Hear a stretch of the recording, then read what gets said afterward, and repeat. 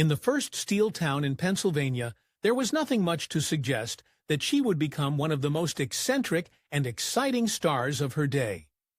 Her early life was sleepy and quiet, until, that is, she experienced a daughter's worst nightmare. In 1906, Thomas's father, James Duffy, a steel worker, perished in a brutal workplace accident.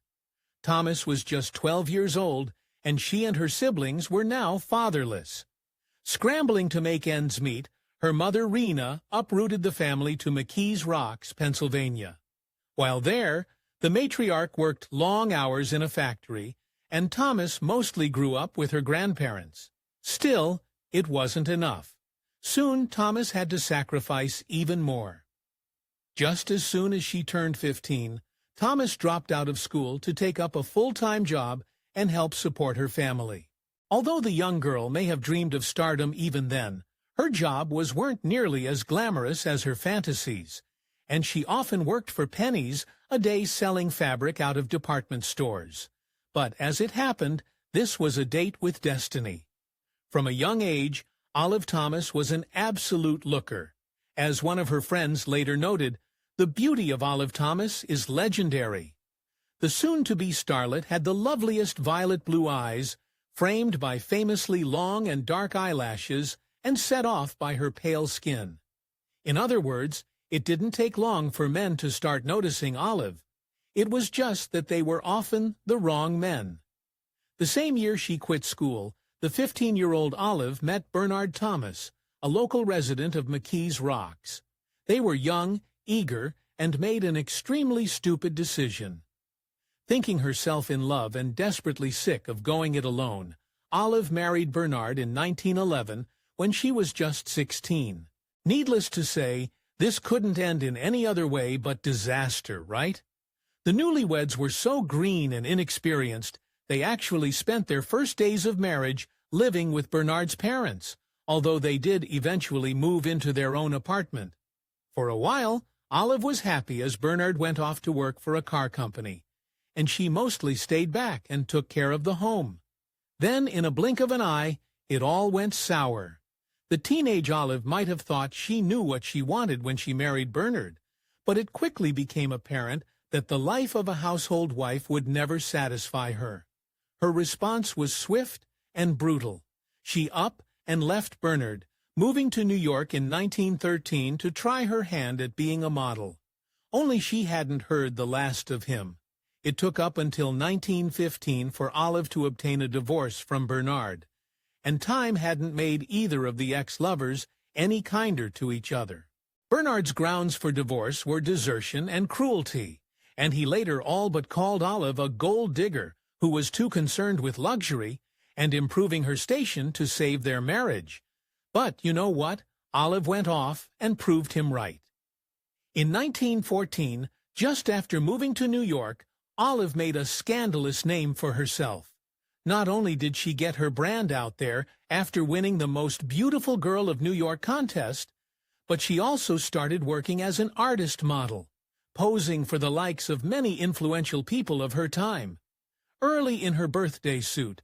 Oh, but that wasn't all. After barely a year in the Big Apple, Thomas really hit the big time, earning a spot in the Ziegfeld Follies. The Follies showcased beautiful women in luxurious theatrical revues. In other words, it was everything Thomas knew she deserved, and she got the job in a downright ballsy way. Although some accounts insist that Olive Thomas won her part in the Follies after one of her artist employers wrote Florence Ziegfeld a letter of recommendation, Thomas told a much spicier story. Instead of a traditional route to stardom, she claimed that she nabbed a role because she walked right up and asked for the job. Either way, this is where Thomas's notoriety started to truly take off. This was such a hit at the Ziegfeld Follies that her boss decided to put her into the Midnight Frolic show too. If that sounds even more naughty, that's because it was. The frolic took place after hours and away from prying eyes on the rooftop of the New Amsterdam Theater, featuring only the most beautiful Ziegfeld girls in their scandalous outfits. The frolic turned Thomas from an innocent babe into a downright bad girl. what happened in the Midnight Frolic didn't exactly stay in the Midnight Frolic, and we now have hair-raising details from these crazy nights. Thomas became infamous for wearing only balloons, which men would try to pop with their cigars. Besides that, the clientele were distinctly upscale, and she entertained some of the richest and most famous men in New York and around the world. During her time in the Follies, Thomas committed an illicit act. She began sleeping with her own boss. Even though the man was very much married to the angelic actress Billie Burke, the woman who would go on to play in The Wizard of Oz. Not that bad girl. Olive seemed to care about that. Stuck up in Florence Ziegfeld's power and influence, Thomas became desperate to stop sneaking around in the shadows with him. Sure, she knew he had a string of mistresses plucked right from his coarse lines, but day after day, Thomas needed him to divorce Billie Burke and make things official with her. She was in for one rude awakening. For once in her life, Olive Thomas didn't get her way. Florence Ziegfeld had absolutely no intention of breaking things off with Burke and going through a nasty divorce to marry another woman, especially when he'd been having his cake and eating it for so long. To be fair to Thomas, she had self-respect out the wazoo, so when Ziegfeld shut her down, she walked right out of his life. Then she got a beautiful revenge. If the best revenge is looking good, Olive Thomas had them all beat. Right around her breakup with Ziegfeld, she became the first Vargas girl when she posed for Provean artist Alberto Vargas, whose styled pin-up girls were about to take over the art world.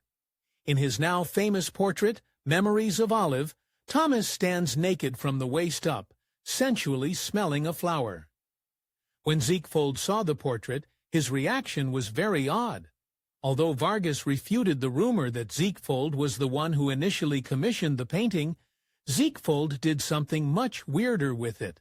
He bought it outright and hung Thomas's bare-all likeness in his office in the New Amsterdam Theater. It seems like someone regrets the breakup. Olive, on the other hand, was totally over it. She was on to the next. In 1916, Olive was finally free from her previous romantic entanglements when she met the strapping actor Jack Pickford while lolling around a beach cafe on the Santa Monica Pier. It was practically the definition of a Hollywood meet-cute, but it gets even more Tinseltown than this. After all, Jack had some friends in very high places. Jack's last name, Pickford, might not sound familiar to you, but you can bet it was familiar to Olive Thomas. That's because Jack's sister was none other than Mary Pickford, one of the most bankable stars of her day in the original America's Sweetheart. Well, Thomas always did love people with powerful connections, and their love story ramped up hard and fast. Jack Pickford and Olive Thomas started with a scandal. With her new relationship blooming, Thomas became much more interested in Jack's cinematic line of work, and less interested in her Broadway baby dreams with the Follies. She soon quickly quit the stage show, and as Mary Pickford later revealed, Florence Ziegfeld never forgave Jack for stealing Thomas away. Hoping to complete her breakaway from the chorus line and into the silver screen, Thomas signed on with the International Film Company. After a debut in the film serial Beatrice Fairfax, Thomas's career took off, and the next year she made her first full-length feature, A Girl Like That, and signed on with a new studio, Triangle Pictures. Then the bottom dropped out. All Olive Thomas ever wanted was the security of money, fame, and power. But with those glittering dreams came scrutiny and notoriety. The minute Thomas's star started rising, the media began digging around her personal life, and it wasn't long before journalists discovered the one secret that Jack Pickford and Olive Thomas were trying to keep to themselves. See, almost the minute that Thomas met Pickford, she knew she was wild about him, and that feeling was mutual. So in typical Thomas fashion, she made a very rash decision.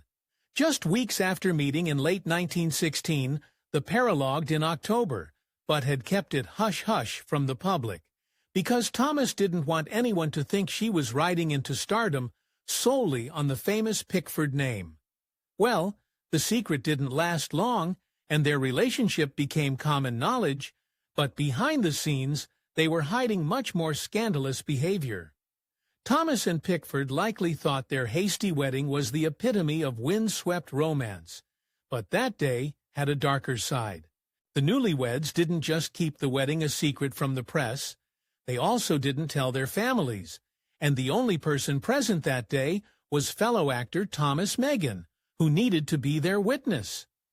Why the cloak and dagger operation? Well, they had a good reason. For all that Jack Pickford was madly in love with Thomas, his family were less than impressed with the up-and-coming actress, and alarmed at how intensely the pair got together.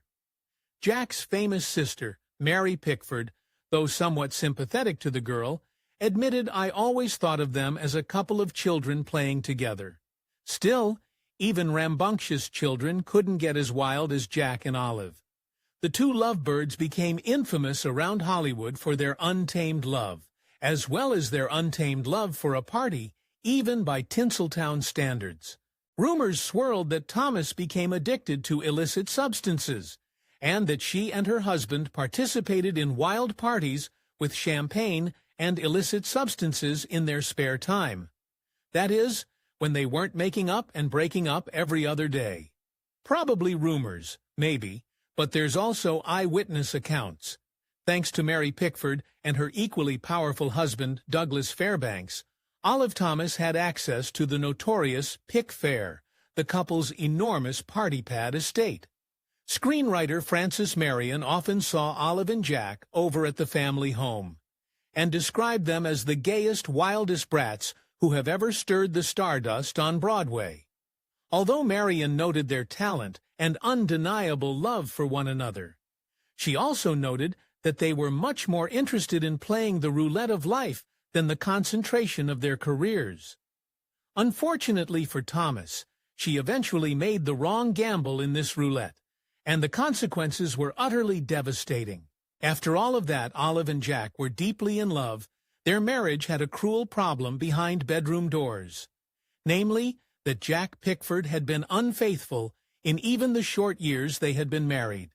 There's nothing to say Olive didn't enjoy a few sinful pleasures herself somewhere on the Pickfair estate, but Jack's infidelity has caught up with him big time. Thomas certainly is a witch, and sometime in the years between 1916 and 1920, one of Jack Pickford's illicit affairs ended with him catching syphilis. This diagnosis did nothing to help his troubling relationship with Thomas, especially when both their acting schedules led them to being apart for long stretches of time. By 1920, their marriage was officially crumbling, and they came up with a last-ditch effort to save it. In the summer of 1920, Olive and Jack decided to take a second honeymoon to Paris in order to rekindle their marriage and restore its foundations. Little did they know it would end in infamy. From the very beginning, it had all the hallmarks of their old habits. While staying at the luxurious Ritz Hotel, the two often went out drinking and partying until the wee hours of the morning. Then one night, disaster struck. The next and final moments of Olive Thomas's life are shrouded in mystery and steeped in horror. At 3 a.m. on September 6, 1920, she and Pickford staggered into their hotel to grab some sleep before starting it all over tomorrow. But while Pickford went straight to bed, Thomas stayed up for a while longer. It would be her doom. Out of nowhere, Thomas's husband awoke to a blood-curdling sound. From the bathroom, the whiskey-soaked Pickford heard Olive screeching, "Oh my God!"